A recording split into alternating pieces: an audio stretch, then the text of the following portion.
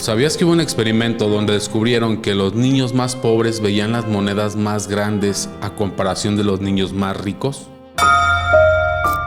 Pues esto se observó en el cognitivismo y el día de hoy hablaremos sobre eso. Y podemos decir que el cognitivismo es una teoría educativa que se basa principalmente en la observación o el análisis del pensamiento y los procesos mentales que se llevan a cabo para poder generar conocimiento y aprendizaje. Procesos tales como la percepción, la atención, el lenguaje, la memoria, el pensamiento, la inteligencia que tiene una persona.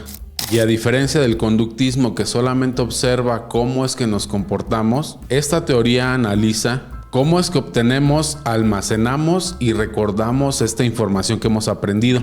Para analizar esta teoría vamos a hablar de 4 personajes principales de esta corriente. Y comencemos con nuestro primer exponente, que es Jean Piaget. Él realizó 3 aportaciones muy importantes en su teoría del desarrollo cognitivo. En su primera aportación, él propuso los procesos de asimilación y acomodación como una manera de tener el aprendizaje. Aquí Piaget nos describe cómo es que los niños obtienen nueva información para posteriormente acomodarlo en los esquemas que ya tenían anteriormente. Un ejemplo de esto es cuando un niño que es muy pequeño llama a cualquier animal que tiene 4 patas perro. Después se le muestra a este niño un gato que también tiene 4 patas. Por lo tanto, el niño tendrá que asimilar esta información y reacomodarlo en sus esquemas mentales. De esta forma, el niño ha aprendido que no solamente los perros son los únicos animales que tienen 4 patas. La segunda aportación que hizo Piaget fue establecer 4 etapas de desarrollo que utiliza el niño para poder crear su aprendizaje. La primera etapa es la sensoromotora. En esta, los bebés aprenden sobre el mundo exterior a través de sus sentidos y de sus experiencias y adquieren la permanencia de los objetos, que quiere decir que el bebé sabe que los objetos están ahí sin importar que ya no los pueda ver. Y en esta etapa también es cuando los niños desarrollan la coordinación sensoriomotora. Después viene la segunda etapa, que va de los 2 a los 7 años de edad y es llamada preoperacional. Y aquí los niños ya son capaces de utilizar el lenguaje y utilizar símbolos, pero aún conserva su pensamiento egocéntrico.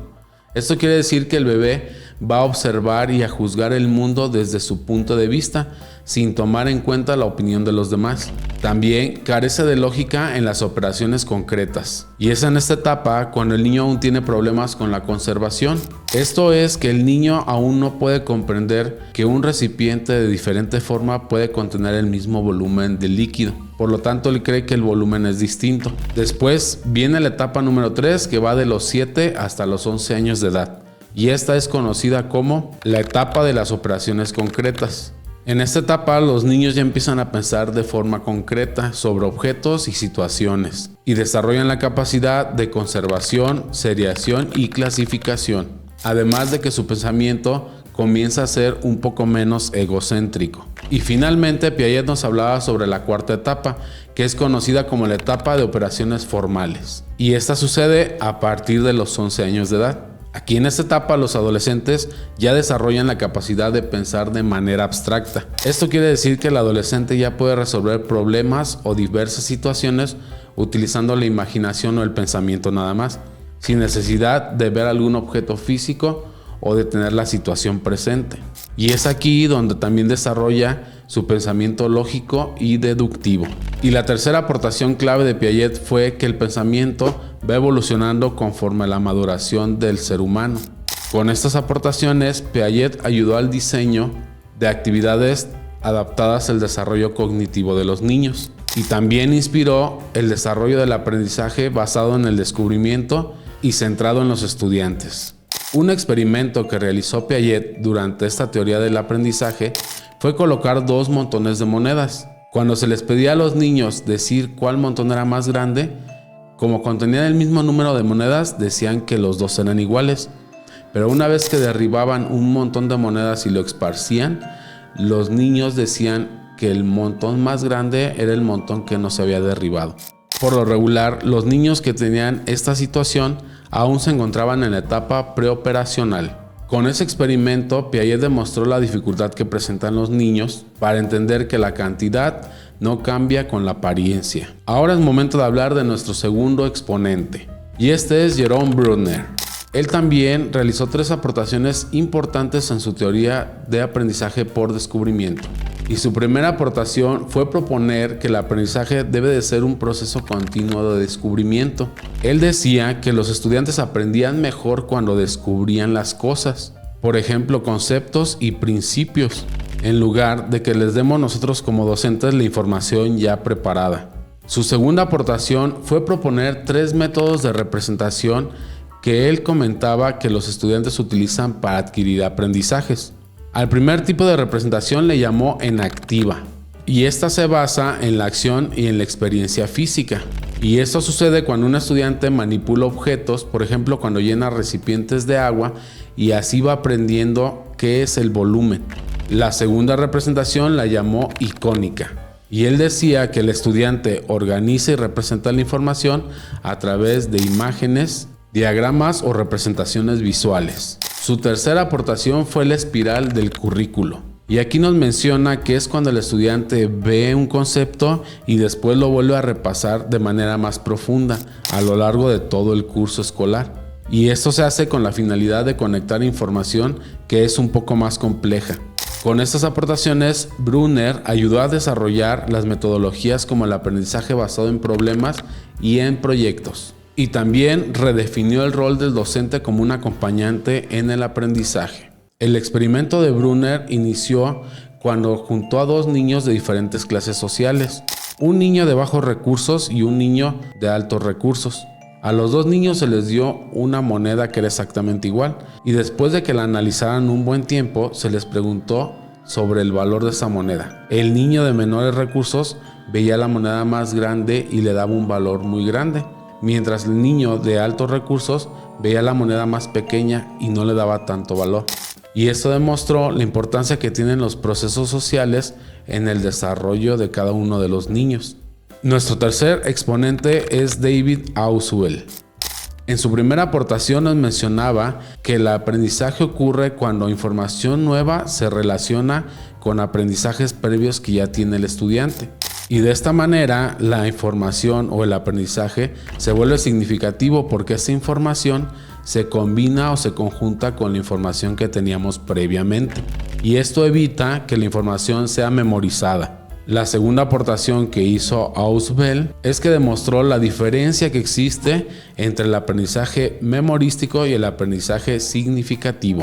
Él mencionaba que el aprendizaje memorístico era aquel aprendizaje que se obtenía haciendo repeticiones y obteniendo información que no tiene ningún sentido o ningún valor para el estudiante. Mientras que el aprendizaje significativo requería de un esfuerzo para integrar la información nueva a la información previa o a la información que ya conocíamos anteriormente. Su tercera aportación fue el uso de organizadores previos para mejorar la comprensión de los temas y obtener un mejor aprendizaje. Con sus aportaciones, Ausubel promovió el uso de mapas conceptuales y el uso de estrategias introductorias. También fundamentó técnicas pedagógicas para poder utilizar los conocimientos previos en el aula. Y nuestro cuarto exponente es Robert Gagne. De igual manera, él también realizó 3 aportaciones muy importantes en su teoría de las condiciones del aprendizaje.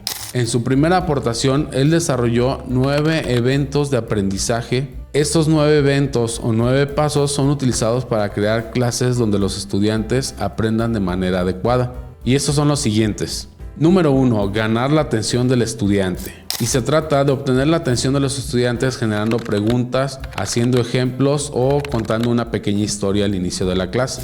Número 2. Informar sobre los objetivos.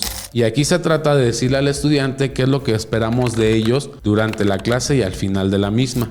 Número 3. Atraer los conocimientos previos de los estudiantes. Y esto se trata de juntar la información nueva con la información previa que ya tiene el estudiante. Número 4. Presentar el contenido. Y aquí es donde le vamos a explicar o a dar a conocer al estudiante la nueva información de manera organizada a través de textos, videos o ejemplos. Número 5. Guiar el aprendizaje. Y aquí lo que debemos de hacer es guiar al estudiante, darle consejos y apoyarlo durante el desarrollo de las actividades. Número 6. Suscitar la actuación. Esto quiere decir que debemos motivar al estudiante para que lleve a cabo o lleve a la práctica todo lo aprendido. 7. Dar retroalimentación. En este punto es necesario dar a conocer al estudiante su desempeño, los aciertos y las áreas de oportunidad que tiene. Número 8. Evaluar el desempeño. En este punto debemos de evaluar qué tanto ha aprendido el estudiante y lo vamos a hacer a través de la evaluación. Número 9. Mejorar la retención y la transferencia.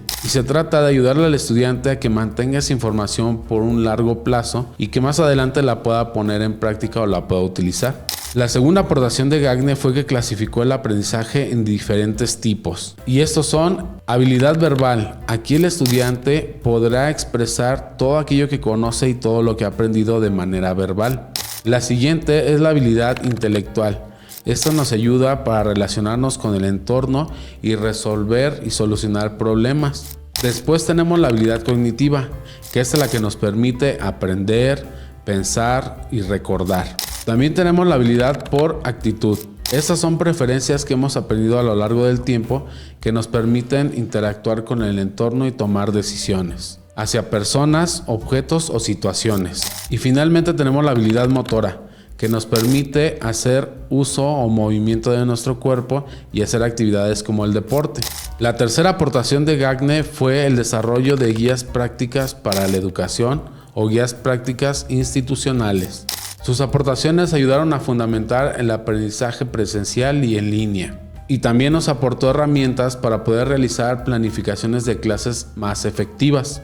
En conclusión, cada uno de estos teóricos aportó cosas importantes para saber cómo es que aprende el ser humano. Antes de despedirme, no olvides suscribirte y dejar tu like. Te dejo por aquí un video que habla del conductismo y los experimentos poco éticos que se realizaron durante esta teoría educativa. Nos vemos en un próximo video, profes. Hasta luego.